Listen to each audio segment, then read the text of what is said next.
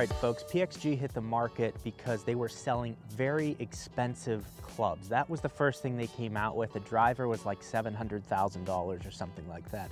But today we're testing PXG's cheapest clubs. So this is the 0211 ST. This was 89 bucks. And then the dual core, more of a game improvement iron, was $79. And that's all in. That's with the shaft, that's everything. And I picked them up in the store, so there was no shipping costs.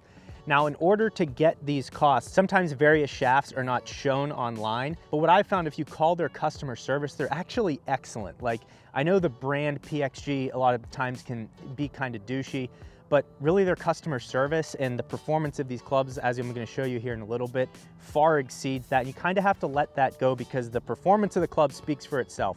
Now, I know this sounds like an infomercial. It sounds like, no one built, like this club right here, it's forged 3 times. Forged 3 times, baby, I'm Bob Parsons. So I'm gonna show you the performance of these clubs, and we're gonna talk about, are these worth it for how cheap they are? Are they any good or are they just junk? Let's get warmed up.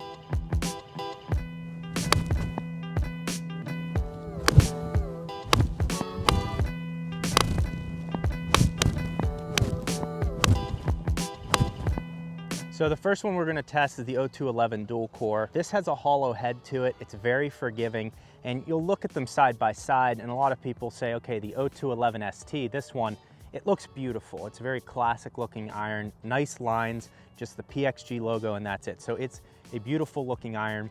I think this is probably designed by Mike Nicolette, who was the previous Ping engineer. Looks like an S-series iron from Ping. But the good part about this iron, and I know everyone wants, oh, I want to have blades, I want to have blades. That's not going to help you shoot lower scores. You need to play the iron that's appropriate for your skill level. As you get better, move up if you need them. This is going to help you get the ball in the air easier, and when you address it, when you put this down on the ground, the look from above is incredible. It actually has like a player's iron look. There's not that much of an offset to it.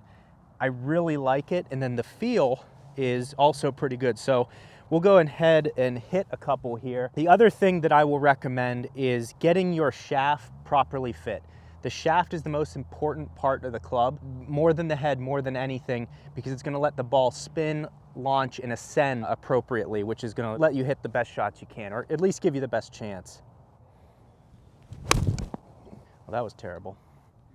Let's hit a good one.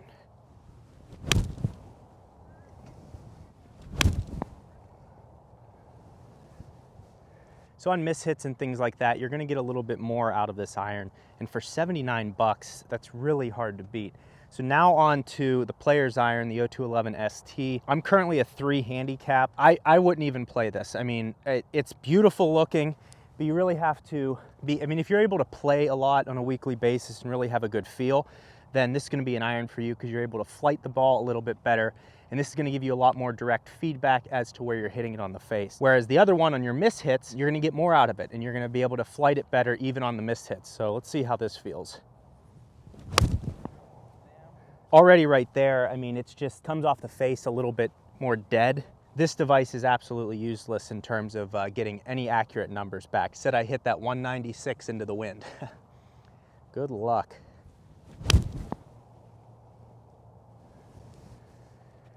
So again, that one was pretty, it was probably like a hair fat, but you can tell that it's definitely not going as far, but the feedback is there. So if I want to, you know, hit a lower shot, if I want to hit like kind of a knockdown 7, put it back in my stance a little bit and choke up.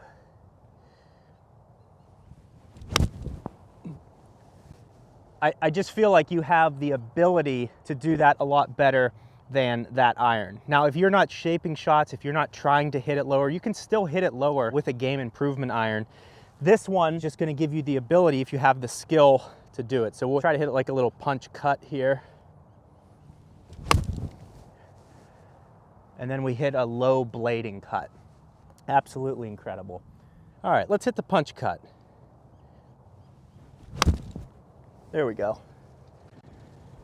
So I just feel like you're definitely able to flight this a little bit better, but for the money for these clubs, I mean, these are well-made clubs. There's a lot that went into them. It's really hard to beat. So if you're looking for a new set of irons, what I recommend, especially if you're in Arizona, you're able to go to their facility and it's like only 50 bucks to get fit. Now, if you want to take it to another level, I would go to somewhere like Cool Clubs. That's where I got my irons fit. I have TaylorMade P770s, and I had them fully custom fit, cured shafts, everything. And these have been really great. So I'm actually gonna hit this now that this is totally fit to me, because those PXG irons, I just got those to test the cheapest clubs that PXG has. So let's see how this feels compared to those.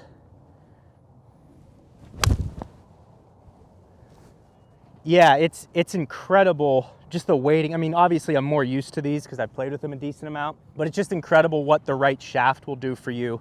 I was playing an X100 in my old irons, and we found that that shaft keeps the ball too low. So I went to a Tour 130X with KBS, and that's just been a much better shaft for me in terms of helping get the ball in the air. Now the other thing, let's try and hit that low punch cut again, because this iron falls in between those two. That's a traditional blade. This is above even a muscle back. Honestly, I wish I would have gone with like the MCs that TaylorMade offers, or JPX 921 Tour from Mizuno, but I wanted to try something else, and these have great technology. All right, punch cut.